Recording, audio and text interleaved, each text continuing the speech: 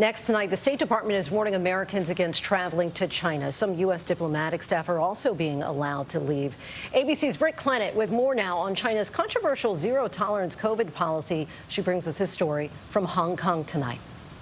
Tonight, the State Department is urging Americans to reconsider travelling to China as the country pursues a zero-COVID policy with mounting restrictions and lockdowns. The US pointing to arbitrary enforcement measures, including the risk of parents and children being separated.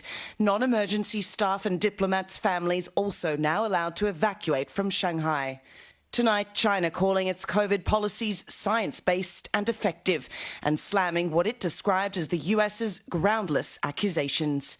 Still, despite efforts to control COVID, cases are rising. Shanghai, with over 25 million residents, now the site of China's biggest outbreak of the pandemic.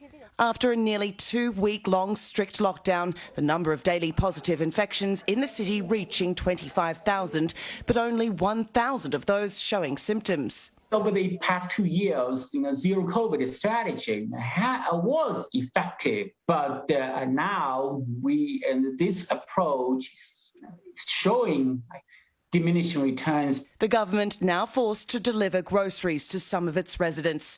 Even truck drivers held up from taking goods to major shipping ports, the stoppage disrupting global supply chains. We are seeing shutdowns within the region, which we know could cause delays. It is something we are closely monitoring.